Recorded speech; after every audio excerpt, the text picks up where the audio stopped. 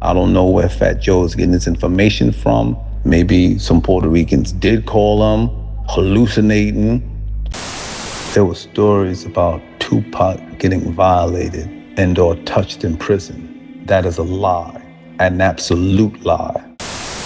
And the dude that asked him to rap was like, yeah, you know not to come out to the yard. And he had to be removed because once again, the administration viewed him as a threat.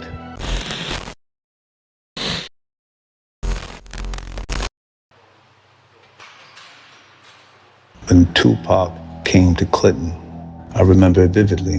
I remember the day that he came. He came to Lower F. Lower F was long term. That's where they housed you, unless you was going to the box. But it was also reception, where you stayed for 3 days so that the sergeant can come see you and interrogate you to see if you needed PC, see if you had any enemies or things of that nature, if it was safe for you to come out in the population. Pac didn't have those problems.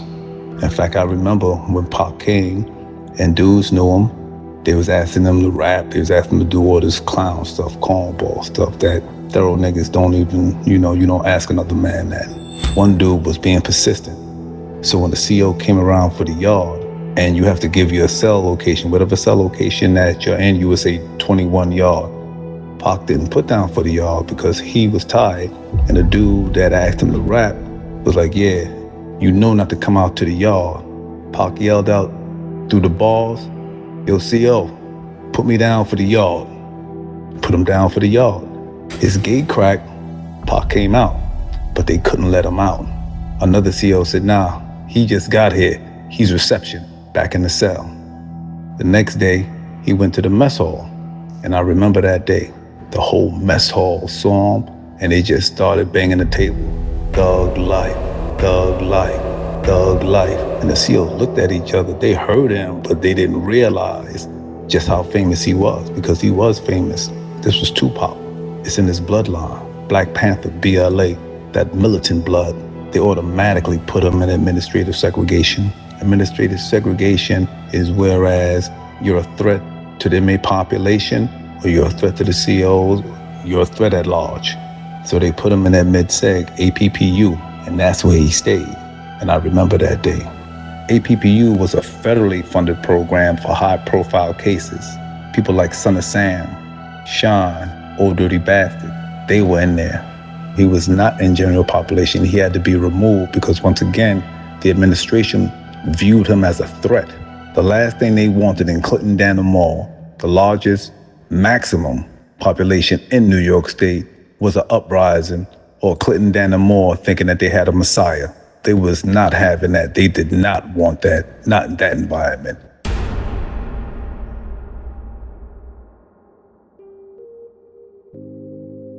Tupac was the type of dude that you could approach him. He didn't give off the energy that he was not approachable. I witnessed him speak to a lot of people. Dudes would nod at him. Dudes would say, what's up?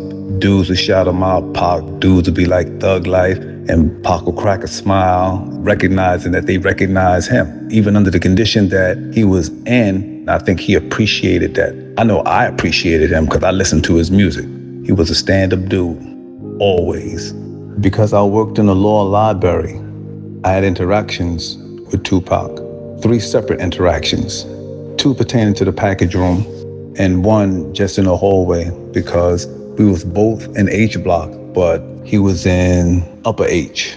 In any event, there was no talking in Clinton, but certain COs would allow you to speak because once again, they knew who he was, or they finally figured out who he was. So we would nod at each other or say what's up.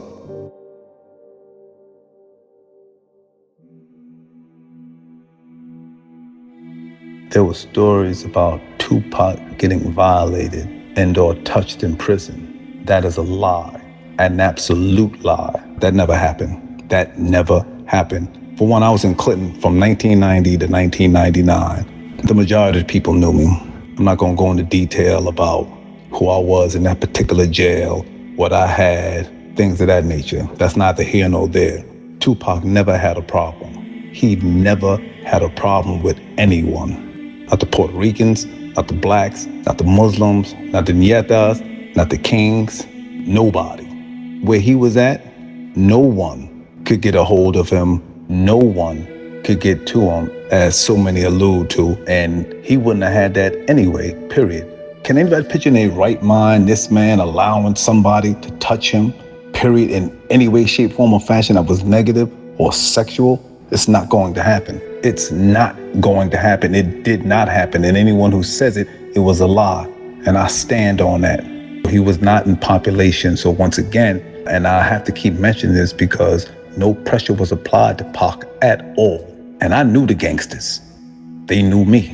Nobody never spoke about that. Just didn't happen. Tupac didn't have any situations in prison.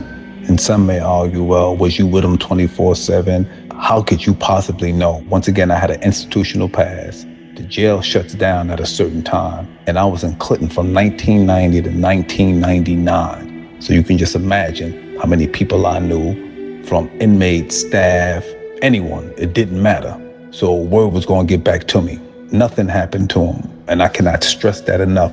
Nobody was putting pressure on him. Nobody was doing anything to that man. Absolutely nothing happened.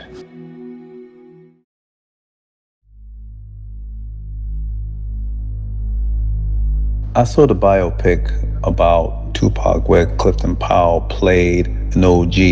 I do believe his name was Floyd. And not for 1 second do I think that that individual Floyd portrayed me in any way, shape, form, or fashion. I was not that boisterous with Pac. When we saw each other, we would speak or give a nod, and that was the gist of it. But I knew everything that was around him. I knew the people that was around him. And he had some good dudes around him, like my boy Uni. A lot of people didn't like Uni because Uni was a gangster. Uni was into extracurricular activity at times, but that's him. That's prison. Everybody got a bid to do. He was around my man Big C from Albany. He was around a bunch of other dudes. So that person, Floyd, could have been portrayed by any one of them.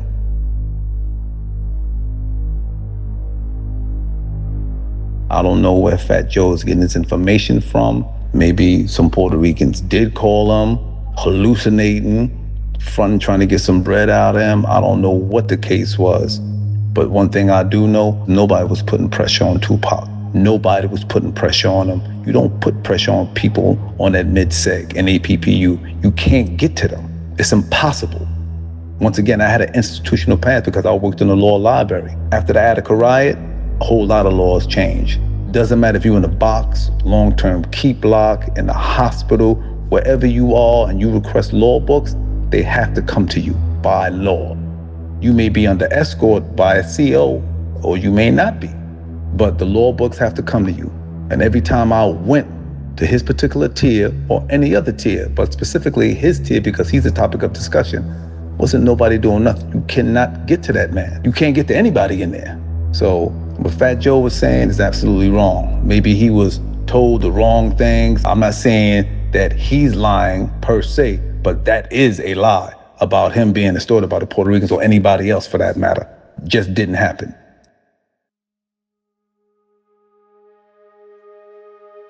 Would the COs have given him a hard time, or did they give him a hard time? No, really they didn't. After they found out who he was, they definitely didn't want to give him a hard time. They were more curious about him than anything else. Because I remember this one specific sergeant, Sergeant LaValle. The LaValle, they were a big family in Clinton, Dannemore, consisting of sergeants and correction officers. I remember one day he gave him a ticket. In fact, I think it was a grievance. I think Tupac filed a grievance for something.